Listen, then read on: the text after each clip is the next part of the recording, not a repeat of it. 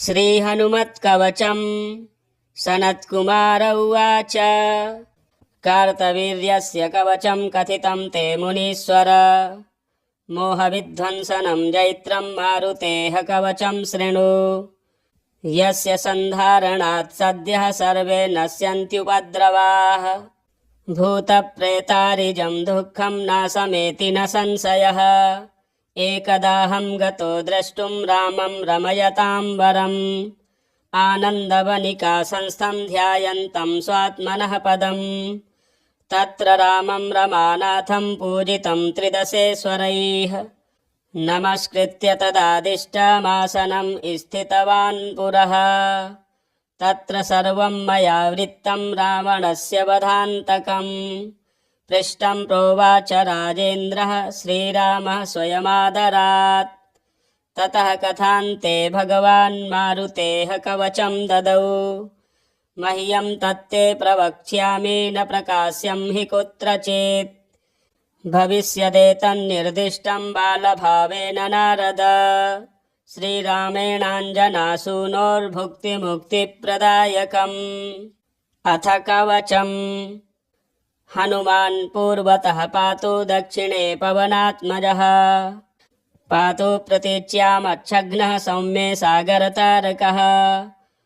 ऊर्ध्वं पातु कपिश्रेष्ठः केसरी प्रियनन्दनः। अधस्ताद्विष्णुभक्तस्तु पातु मध्ये च पावनिः। लङ्काविदाहकः पातु सर्वापद्यो निरन्तरम्। सुग्रीवसचिवः पातु मस्तकं वायुनन्दनः। भालं पातु महावीरो भ्रुवोर्मध्ये निरन्तरम्। नेत्रे छायापहारे च पातु नः प्लवगेश्वरः। कपोलौ कर्णमूले च पातु श्रीरामकिङ्करः। नासाग्रमञ्जनासूनुः पातु वक्त्रं हरीश्वरः। पातु कण्ठे तु दैत्यारिः स्कन्धौ पातु सुरारिजित्। भुजौ पातु महातेजाः करौ चाचरणायुधः। नखान्नखायुधः पातु कुक्षौ पातु कपीश्वरः। वक्षो मुद्रापहारे च पातु पार्श्वे भुजायुधः। लङ्कानिभर्जनः पातु पृष्ठदेशे निरन्तरम्। नाभिं श्रीरामभक्तस्तु कटिं पात्वनिलात्मजः। गुह्यं पातु महाप्राज्ञः शक्तिनी अतिथिप्रियः। ऊरू चाजानुनी पातु लङ्काप्रासादभञ्जनः। जङ्घे पातु कपिश्रेष्ठो गुल्फौ पातु महाबलः। अचलोद्धारकः पातु पादौ भास्करसन्निभः। अङ्गानि पातु सत्त्वाढ्यः पातु पादाङ्गुलीः सदा। मुखाङ्गानि महाशूरः पातु रोमाणि चात्मवान्। दिवा रात्रौ त्रिलोकेषु सदा गतिसुतोऽवतु। स्थितं व्रजन्तमासीनं पिबन्तं जक्षतं कपिः। लोकोत्तरगुणः श्रीमान् पातु त्र्यम्बकसम्भवः। प्रमत्तमप्रमत्तं वा शयानं गहनेऽम्बुनि। स्थले अन्तरिक्षे ह्यग्नौ वा पर्वते सागरे द्रुमे। सङ्ग्रामे सङ्कटे घोरे विराट् रूपधरोऽवतु। डाकनी शाकनी मारी कालरात्रि मरीचिका। शयानं मां विभुः पातु पिशाचो रगराक्षसीः। दिव्यदेहधरो धीमान् सर्वसत्त्वभयङ्करः। साधकेन्द्रावनः शश्वत् पातु सर्वत एव मां। यद्रूपं भीषणं दृष्ट्वा पलायन्ते भयानकाः। स सर्वरूपः सर्वज्ञः सृष्टिस्थितिकरोऽवतु। स्वयं ब्रह्मा स्वयं विष्णुः साक्षाद्देवो महेश्वरः। सूर्यमण्डलगः श्रीदः पातु कालत्रयेऽपि माम्। यस्य शब्दमुपाकर्ण्य दैत्यदानवराक्षसाः। देवा मनुष्यास्तिर्यञ्चः स्थावरा जङ्गमास्तथा। सभयाभयनिर्मुक्ता भवन्ति स्वकृतानुगाः। यस्यानेककथाः पुण्याः श्रूयन्ते प्रतिकल्पके। सोऽवतात् साधकश्रेष्ठं सदा रामपरायणः। वैधात्रधात्रिप्रभृति यत्किञ्चिद् द्रश्यते त्यलम्। विद्धि व्याप्तं यथा केशरूपेणानञ्जनेन तात यो विभूसोऽहमेषोऽहं स्वीयः स्वयमणुर्बृहत् ऋग्यजुः सामरूपश्च प्रणवस्त्रिवृदध्वरः तस्मै स्वस्मै च सर्वस्मै नतोऽस्त्यास्म समाधिना अनेकानन्तब्रह्माण्डधृते ब्रह्मस्वरूपिणे समीरणात्मने तस्मै नतोऽस्म्यात्मस्वरूपिणे नमो हनुमते तस्मै नमो मारुतसूनवे नमः श्रीरामभक्ताय श्यामाय महते नमः नमो वानरवीराय सुग्रीवसख्यकारिणे लङ्काविदहनायाथ महासागरतारिणे सीताशोकविनाशाय राममुद्राधराय च रावणानन्तनिदानाय नमः सर्वोत्तरात्मने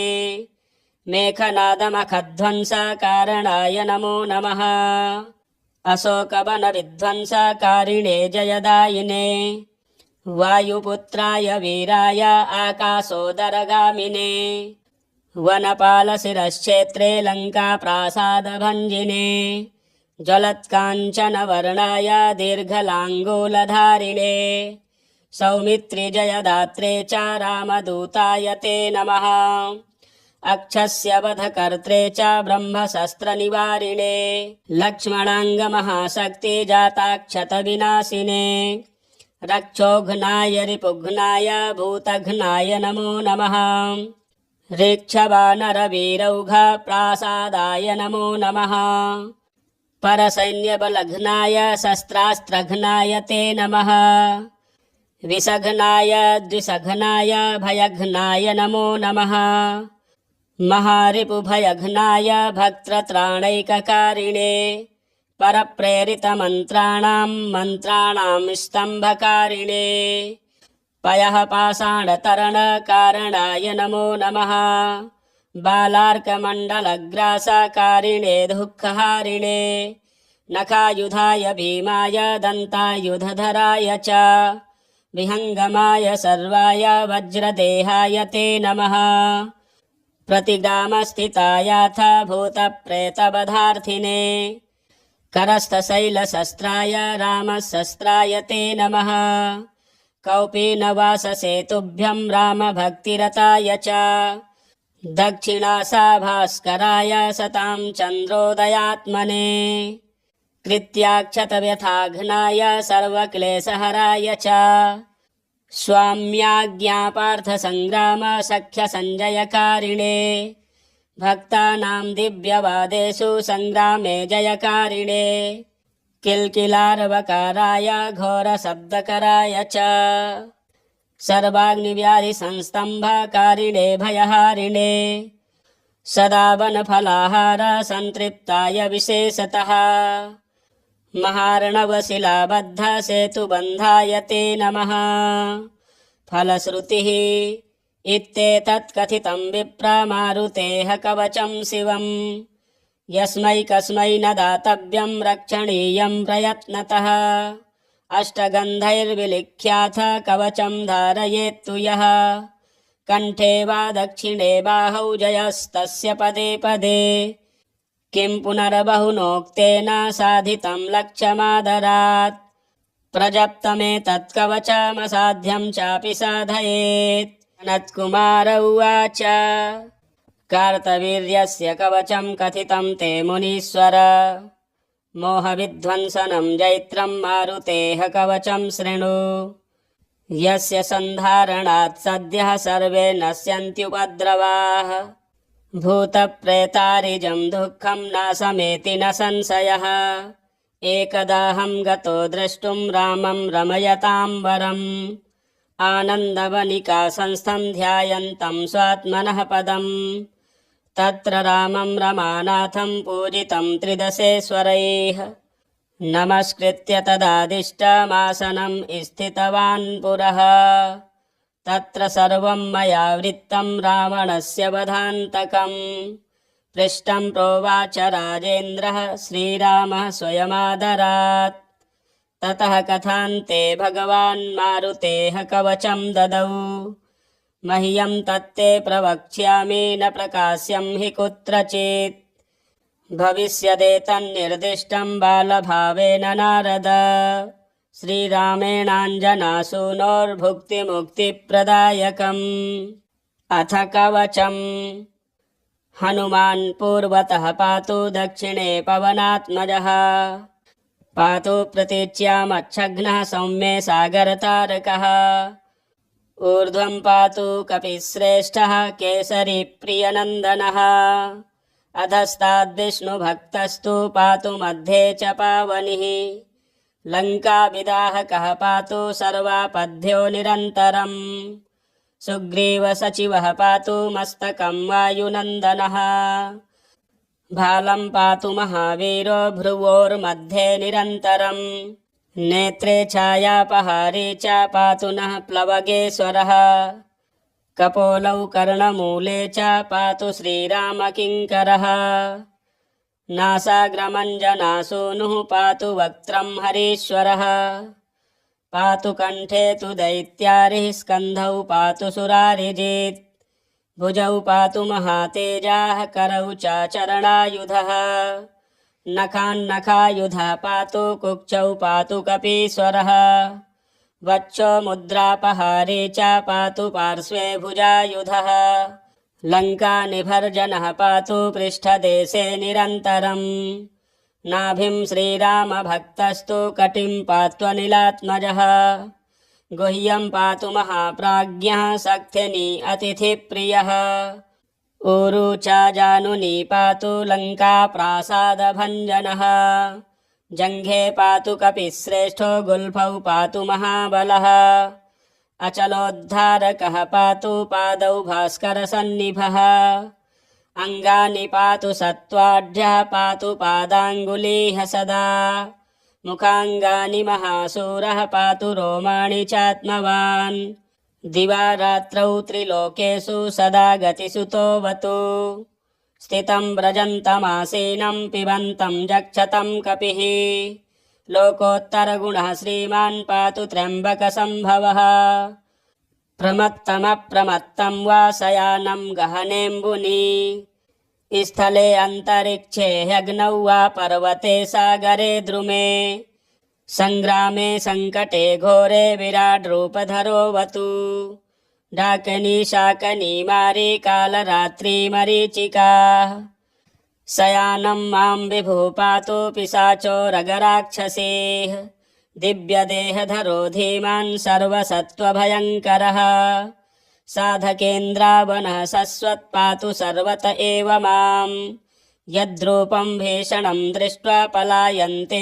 भयानकाः स सर्वरूपः सर्वज्ञः सृष्टिस्थितिकरोऽवतु स्वयं ब्रह्मा स्वयं विष्णुः साक्षाद्देवो महेश्वरः सूर्यमण्डलगः श्रीदः पातु कालत्रयेऽपि मां यस्य शब्दमुपाकर्ण्य दैत्यदानवराक्षसाः देवा मनुष्यास्तिर्यञ्चः स्थावरा जङ्गमास्तथा सभयाभयनिर्मुक्ता भवन्ति स्वकृतानुगाः यस्यानेककथाः पुण्याः श्रूयन्ते प्रतिकल्पके सोऽवतात् साधकश्रेष्ठं सदा रामपरायणः वैधात्रधात्रिप्रभृति यत्किञ्चिद्द्रश्यतेत्यलं विद्धि व्याप्तं यथा केशारूपेणानञ्जनेन तत् यो विभूसोऽहमेषोऽहं स्वीयः स्वयमणुर्बृहत् ऋग्यजुः सामरूपश्च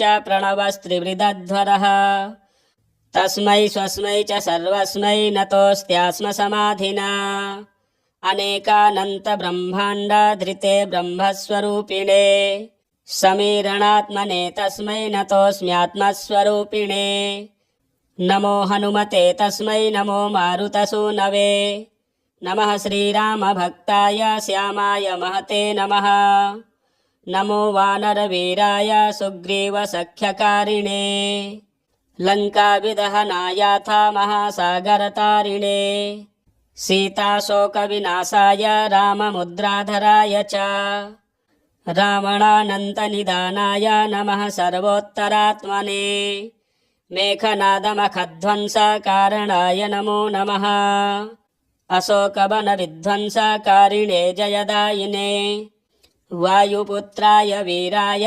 आकाशोदरगामिने वनपालशिरश्क्षेत्रे लङ्काप्रासादभञ्जिने ज्वलत्काञ्चनवर्णाय दीर्घलाङ्गूलधारिणे सौमित्रिजयदात्रे च रामदूताय ते नमः अक्षस्य वधकर्त्रे च ब्रह्मशस्त्रनिवारिणे लक्ष्मणाङ्गमहाशक्तिजाताक्षतविनाशिने रक्षोघ्नाय रिपुघ्नाय भूतघ्नाय नमो नमः ऋक्षवानरवीरौघ प्रासादाय नमो नमः परसैन्यबलघ्नाय शस्त्रास्त्रघ्नाय ते नमः विषघ्नाय द्विषघ्नाय भयघ्नाय नमो नमः महारिपुभयघ्नाय भक्तत्राणैककारिणे परप्रेरितमन्त्राणां मन्त्राणां स्तम्भकारिणे पयः पाषाणतरणकारणाय नमो नमः बालार्कमण्डलग्रासकारिणे दुःखहारिणे नखायुधाय भीमाय दन्तायुधधराय च विहङ्गमाय सर्वाय वज्रदेहाय ते नमः प्रतिग्रामस्थितायाथ भूतप्रेतवधार्थिने करस्थशैलशस्त्राय रामशस्त्राय ते नमः कौपीनवाससेतुभ्यं रामभक्तिरताय च दक्षिणासाभास्कराय सतां चन्द्रोदयात्मने कृत्याक्षतव्यथाघ्नाय सर्वक्लेशहराय च स्वाम्याज्ञापार्थसङ्ग्राम सख्यसञ्जयकारिणे भक्तानां दिव्यवादेषु सङ्ग्रामे जयकारिणे किल्किलारवकाराय घोरशब्दकराय च सर्वाग्निव्याधिसंस्तम्भकारिणे भयहारिणे सदा वनफलाहार सन्तृप्ताय विशेषतः महार्णवशिलाबद्ध सेतुबन्धाय ते नमः फलश्रुतिः इत्येतत् कथितं विप्रामारुतेः कवचं शिवम् यस्मै कस्मै न दातव्यं रक्षणीयं प्रयत्नतः अष्टगन्धैर्विलिख्याथ कवचं धारयेत्तु यः कण्ठे वा दक्षिणे बाहौ जयस्तस्य पदे पदे किं पुनर्बहुनोक्तेन साधितं लक्ष्यमादरात् प्रजप्तमेतत्कवचमसाध्यं चापि साधयेत् सनत्कुमार उवाच कार्तवीर्यस्य कवचं कथितं ते मुनीश्वर मोहविध्वंसनं जैत्रं मारुतेः कवचं शृणु यस्य सन्धारणात् सद्यः सर्वे नश्यन्त्युपद्रवाः भूतप्रेतारिजं दुःखं नाशमेति न संशयः एकदाहं गतो द्रष्टुं रामं रमयतां वरम् आनन्दवनिका संस्थं ध्यायन्तं स्वात्मनः पदम् तत्र रामं रमानाथं पूजितं त्रिदशेश्वरैः नमस्कृत्य तदादिष्टमासनं स्थितवान् पुरः तत्र सर्वं मया वृत्तं रावणस्य वधान्तकम् पृष्टं प्रोवाच राजेन्द्रः श्रीरामः स्वयमादरात् ततः कथान्ते भगवान् मारुतेः कवचं ददौ मह्यं तत्ते प्रवक्ष्यामि न प्रकाश्यं हि कुत्रचित् भविष्यदेतन्निर्दिष्टं बालभावेन नारद श्रीरामेणाञ्जनासूनोर्भुक्तिमुक्तिप्रदायकम् अथ कवचम्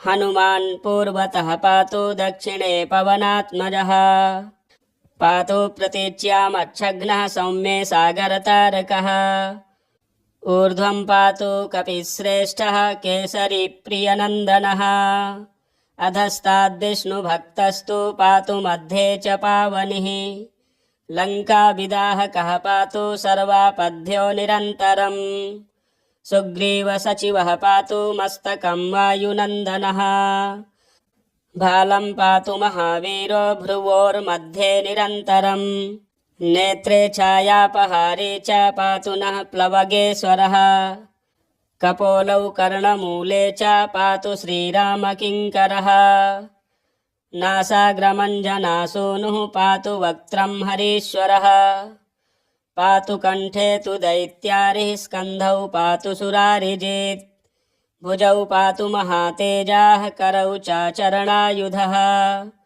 नखान्नखायुधः पातु कुक्षौ पातु कपीश्वरः वक्षो मुद्रापहारी च पातु पार्श्वे भुजायुधः लङ्कानिभर्जनः पातु पृष्ठदेशे निरन्तरम् नाभिं श्रीरामभक्तस्तु कटिं पात्वनिलात्मजः गुह्यं पातु महाप्राज्ञः सक्थिनी अतिथिप्रियः ऊरू च जानुनी पातु लङ्काप्रासादभञ्जनः जङ्घे पातु कपिश्रेष्ठो गुल्फौ पातु महाबलः अचलोद्धारकः पातु पादौ भास्करसन्निभः अङ्गानि पातु सत्त्वाढ्यः पातु पादाङ्गुलीः सदा मुखाङ्गानि महाशूरः पातु रोमाणि चात्मवान् दिवा रात्रौ त्रिलोकेषु सदा गतिसुतोऽवतु स्थितं व्रजन्तमासीनं पिबन्तं जक्षतं कपिः लोकोत्तरगुणः श्रीमान् पातु त्र्यम्बकसम्भवः प्रमत्तमप्रमत्तं वा शयानं गहनेऽम्बुनि स्थले अन्तरिक्षे ह्यग्नौ वा पर्वते सागरे द्रुमे सङ्ग्रामे सङ्कटे घोरे विराड्रूपधरोऽवतु डाकनी शाकनी मारी कालरात्रि मरीचिका शयानं मां विभुः पातु पिशाचो रगराक्षसीः दिव्यदेहधरो धीमान् सर्वसत्त्वभयङ्करः साधकेन्द्रावनः शश्वत् पातु सर्वत एव मां यद्रूपं भीषणं दृष्ट्वा पलायन्ते भयानकाः स सर्वरूपः सर्वज्ञः सृष्टिस्थितिकरोऽवतु स्वयं ब्रह्मा स्वयं विष्णुः साक्षाद्देवो महेश्वरः सूर्यमण्डलगः श्रीदः पातु कालत्रयेऽपि मां यस्य शब्दमुपाकर्ण्य दैत्यदानवराक्षसाः देवा मनुष्यास्तिर्यञ्चः स्थावरा जङ्गमास्तथा सभयाभयनिर्मुक्ता भवन्ति स्वकृतानुगाः यस्यानेककथाः पुण्याः श्रूयन्ते प्रतिकल्पके सोऽवतात् साधकश्रेष्ठं सदा रामपरायणः वैधात्रधात्रिप्रभृति यत्किञ्चिद्द्रश्यतेत्यलं विद्धि व्याप्तं यथा केशरूपेणानञ्जनेन तत् यो विभूसोऽहमेषोऽहं स्वीयः स्वयमणुर्बृहत् ऋग्यजुः सामरूपश्च प्रणवस्त्रिवृदध्वरः तस्मै स्वस्मै च सर्वस्मै नतोऽस्त्यास्म समाधिना अनेकानन्तब्रह्माण्डाधृते ब्रह्मस्वरूपिणे समीरणात्मने तस्मै नतोऽस्म्यात्मस्वरूपिणे नमो हनुमते तस्मै नमो मारुतसूनवे नमः श्रीरामभक्ताय श्यामाय महते नमः नमो वानरवीराय सुग्रीवसख्यकारिणे लङ्काविदहनायाथ महासागरतारिणे सीताशोकविनाशाय राममुद्राधराय च रावणानन्तनिदानाय नमः सर्वोत्तरात्मने मेघनादमखध्वंसकारणाय नमो नमः अशोकवनविध्वंसकारिणे जयदायिने वायुपुत्राय वीराय आकाशोदरगामिने वनपालशिरश्छेत्रे लङ्काप्रासादभञ्जिने ज्वलत्काञ्चनवर्णाय दीर्घलाङ्गूलधारिणे सौमित्रिजयदात्रे च रामदूताय ते नमः अक्षस्य वधकर्त्रे च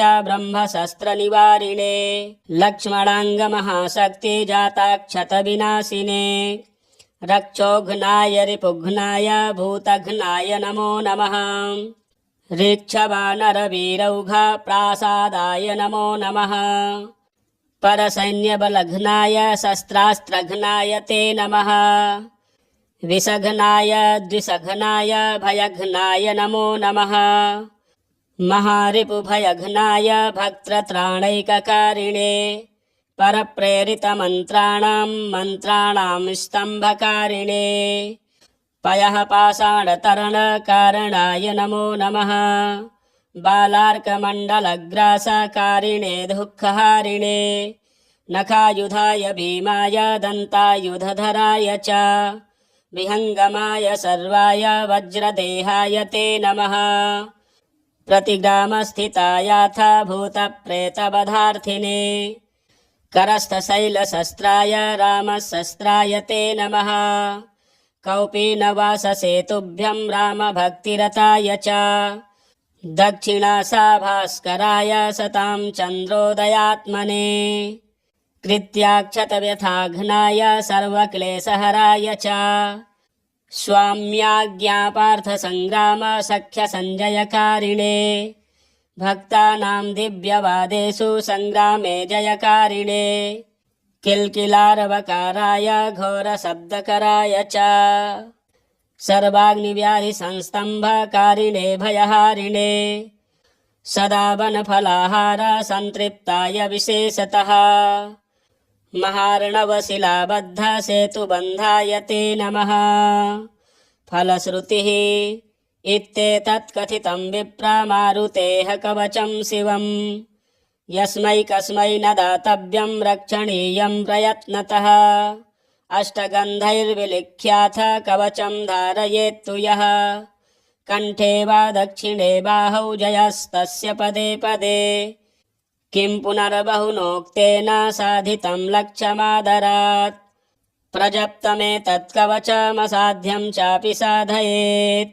नत्कुमार उवाच कार्तवीर्यस्य कवचं कथितं ते मुनीश्वर मोहविध्वंसनं जैत्रं मारुतेः कवचं शृणु यस्य सन्धारणात् सद्यः सर्वे नश्यन्त्युपद्रवाः भूतप्रेतारिजं दुःखं नाशमेति न संशयः।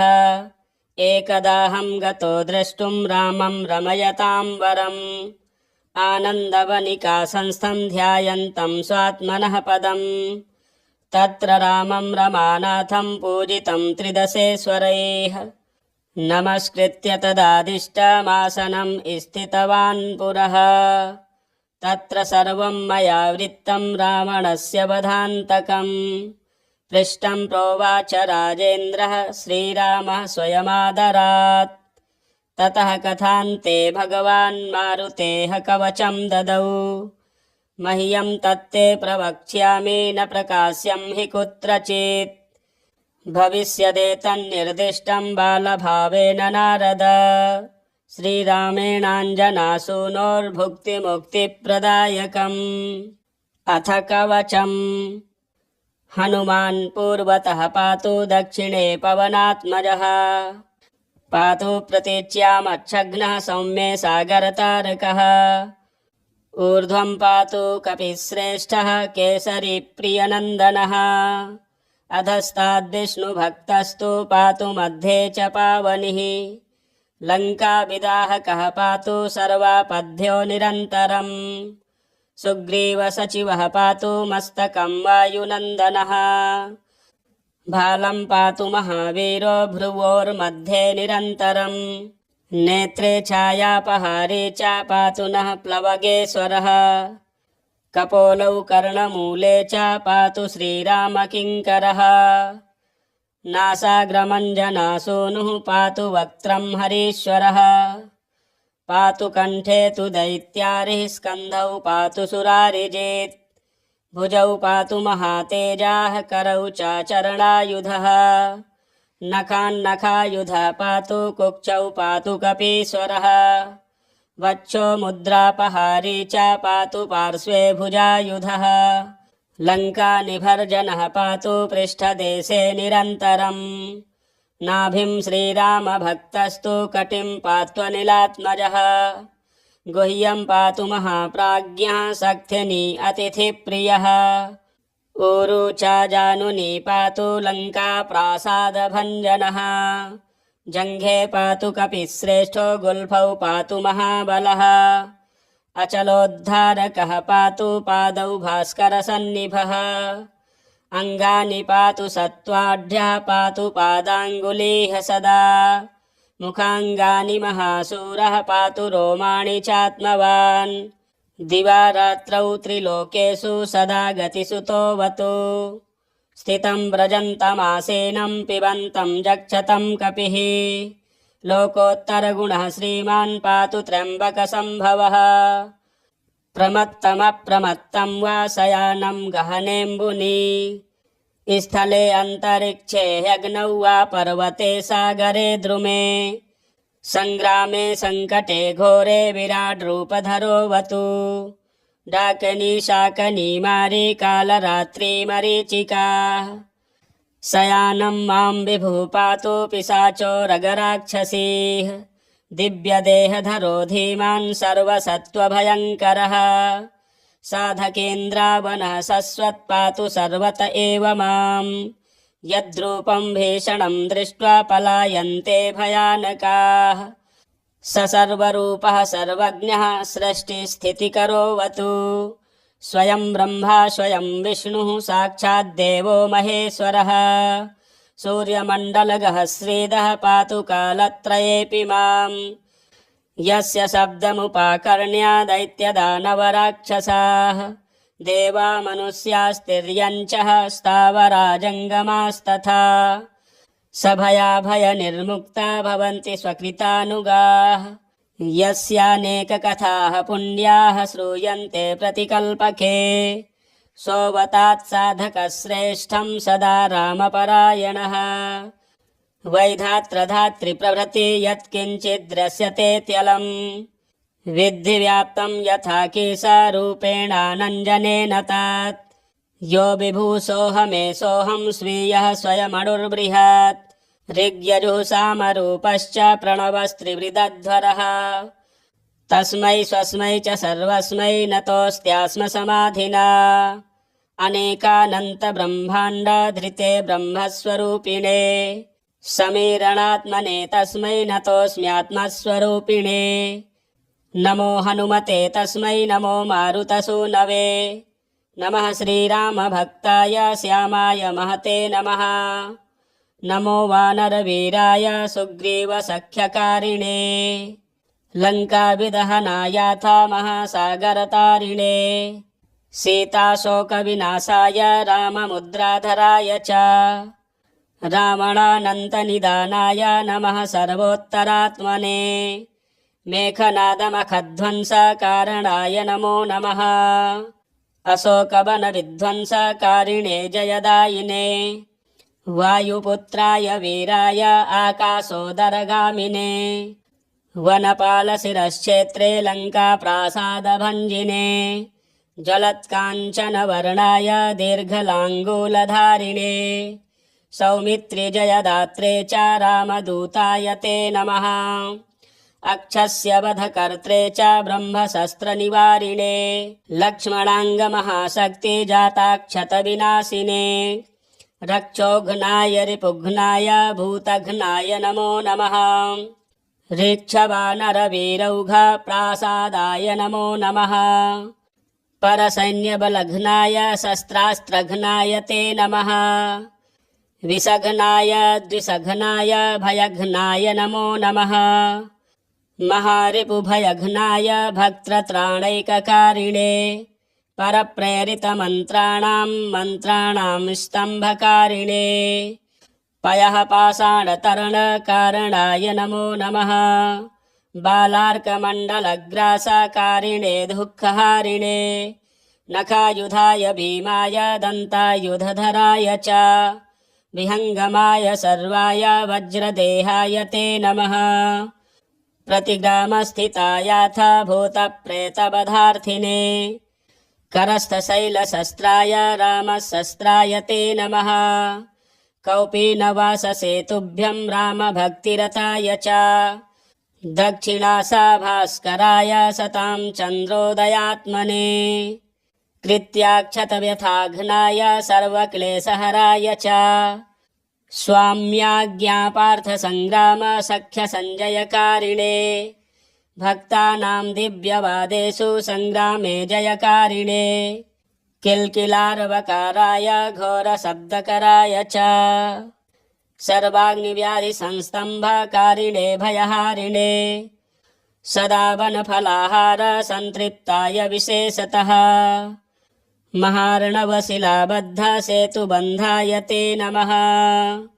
फलश्रुतिः इत्येतत् कथितं विप्रा मारुतेः कवचं शिवम् यस्मै कस्मै न दातव्यं रक्षणीयं प्रयत्नतः अष्टगन्धैर्विलिख्याथ कवचं धारयेत्तु यः कण्ठे वा दक्षिणे बाहौ जयस्तस्य पदे पदे किं पुनर्बहुनोक्तेन साधितं लक्ष्यमादरात् प्रजप्तमेतत्कवचमसाध्यं चापि साधयेत्। सनत्कुमार उवाच कार्तवीर्यस्य कवचं कथितं ते मुनीश्वर मोहविध्वंसनं जैत्रं मारुतेः कवचं शृणु यस्य सन्धारणात् सद्यः सर्वे नश्यन्त्युपद्रवाः भूतप्रेतारिजं दुःखं नाशमेति न संशयः एकदाहं गतो द्रष्टुं रामं रमयतां वरम् आनन्दवनिका संस्थं ध्यायन्तं स्वात्मनः पदम् तत्र रामं रमानाथं पूजितं त्रिदशेश्वरैः नमस्कृत्य तदादिष्टमासनं स्थितवान् पुरः तत्र सर्वं मया वृत्तं रावणस्य वधान्तकम् पृष्टं प्रोवाच राजेन्द्रः श्रीरामः स्वयमादरात् ततः कथान्ते भगवान् मारुतेः कवचं ददौ मह्यं तत्ते प्रवक्ष्यामि न प्रकाश्यं हि कुत्रचित् भविष्यदेतन्निर्दिष्टं बालभावेन नारद श्रीरामेणाञ्जनासूनोर्भुक्तिमुक्तिप्रदायकम् अथ कवचम् हनुमान् पूर्वतः पातु दक्षिणे पवनात्मजः पातु प्रतीच्यामच्छघ्नः सौम्ये सागरतारकः ऊर्ध्वं पातु कपिश्रेष्ठः केसरी प्रियनन्दनः अधस्ताद्विष्णुभक्तस्तु पातु मध्ये च पावनिः लङ्काविदाहकः पातु सर्वापद्यो निरन्तरम् सुग्रीवसचिवः पातु मस्तकं वायुनन्दनः भालं पातु महावीरो भ्रुवोर्मध्ये निरन्तरम् नेत्रे छायापहारी च पातु नः प्लवगेश्वरः कपोलौ कर्णमूले च पातु श्रीरामकिङ्करः नासाग्रमञ्जनासूनुः पातु वक्त्रं हरीश्वरः पातु कण्ठे तु दैत्यारिः स्कन्धौ पातु सुरारिजित् भुजौ पातु महातेजाः करौ च चरणायुधः नखान्नखायुधः पातु कुक्षौ पातु कपीश्वरः वक्षो मुद्रापहारी च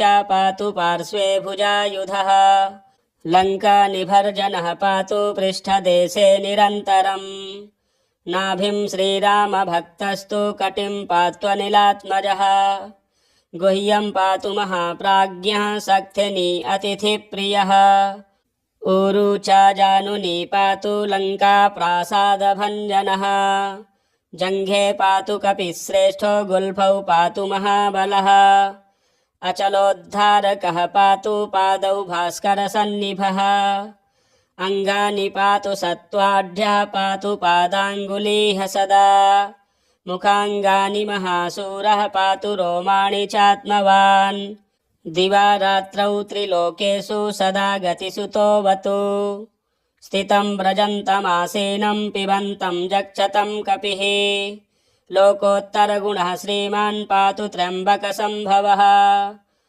प्रमत्तमप्रमत्तं वा शयानं गहनेऽम्बुनि स्थले अन्तरिक्षे ह्यग्नौ वा पर्वते सागरे द्रुमे सङ्ग्रामे सङ्कटे घोरे विराड्रूपधरोऽवतु डाकनी शाकनी मारी कालरात्रि मरीचिका शयानं मां विभु पातु पिशाचोरगराक्षसेः दिव्यदेहधरो धीमान् सर्वसत्त्वभयङ्करः साधकेन्द्रावनः शश्वत्पातु सर्वत एव मां यद्रूपं भीषणं दृष्ट्वा पलायन्ते भयानकाः स सर्वरूपः सर्वज्ञः सृष्टिस्थितिकरोऽवतु स्वयं ब्रह्मा स्वयं विष्णुः साक्षाद्देवो महेश्वरः सूर्यमण्डलगः श्रीदः पातु कालत्रयेऽपि माम् यस्य शब्दमुपाकर्ण्य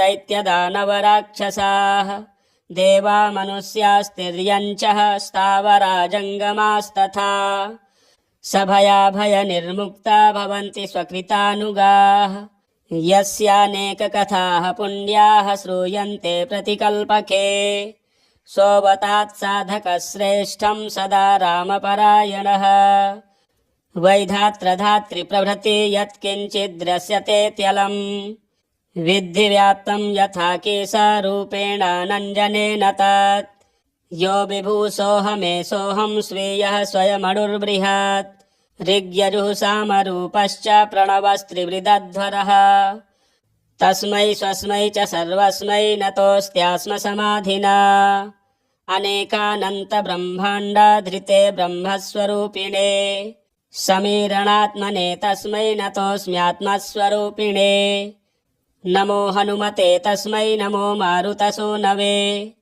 नमः श्रीरामभक्ताय श्यामाय महते नमः नमो वानरवीराय सुग्रीवसख्यकारिणे लङ्काविदहनायाथ महासागरतारिणे सीताशोकविनाशाय राममुद्राधराय च रावणानन्तनिदानाय नमः सर्वोत्तरात्मने मेघनादमखध्वंसकारणाय नमो नमः अशोकवनविध्वंसकारिणे जयदायिने वायुपुत्राय वीराय आकाशोदरगामिने वनपालशिरश्चेत्रे लङ्काप्रासादभञ्जिने जलत्काञ्चनवर्णाय दीर्घलाङ्गूलधारिणे सौमित्रिजयदात्रे च रामदूताय ते नमः अक्षस्य वधकर्त्रे च ब्रह्मशस्त्रनिवारिणे